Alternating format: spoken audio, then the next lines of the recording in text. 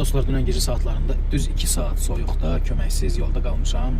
Siz üçün biraz maraqlı, biraz da gülməli video hazırlamışam. Ona görə videoya sonacam. Baxın, fikrinizi bildirin və mütləq videomu bəyənin. Deməli, həyat bir təcrübədir də.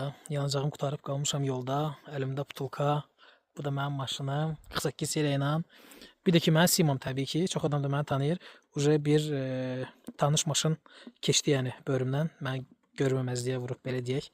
Görünüşdən maşın keçəcək və saxlayacaqlarmı? Şükür Allah, heç 2 dəqiqə yolda dayanmağa qoymadılar. Götürdü bir qaz. Sarayarkam almışam, gəlirəm maşının yanına. Belə bir iş başıma gələcək deyə heç ağlıma gəlməzdi. Ayrı vaxt, saniyə bir dənə maşın keçirik buradan.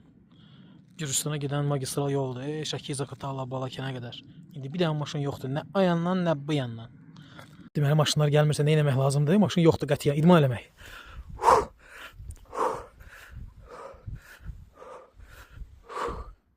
Birisidən elədi, indi bu nətər suzluyub, bunun səsinə qulaq as bir dənə.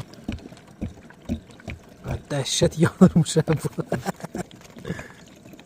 Deməli dostlar, mən qaynamadakı kofeni reklam eləyəndə orada demişəm ki, biz Oğuzlar yatmağı sevirik. Səhər saat 11 kimi yatırıq, axşam 9-da evimizə giririk. Bəzi adamlar bildilər ki, bunu zarafatça demişəm. Amma bəziləri məni bu məsələyə görə qınadılar ki, ay nə bilim sən Oğuzda pul qazanmısan, ay nə bilim Oğuzları bəyənmirsən. Bir yazdı ki, sən özün neçəyə kimi yatırsan.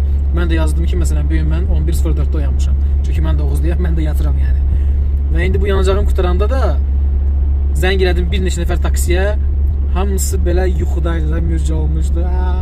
Primişkam yoxdur, nə bilim mən yatmışam, evdəyəm və s. də belə. Mən də təbii ki, nə elədim? Səhər saat 6-da yuxudan duran xalqa zəng elədim. Şəkidən taksi zəng elədim, çağırdım.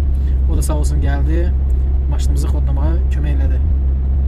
Dostlar, yazın görə kimisə başına belə bir iş gəlib, adamı da yanacağı qutaraq. Dəhşətdir, fəlakətdir. Siz belə səhvlər eləməyin.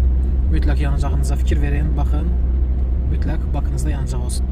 Tak ki, mən həmişə demişəm, bugün də deyirəm ki, dünyanın paytaxtı və dünyanın ürəyi Şəkidir.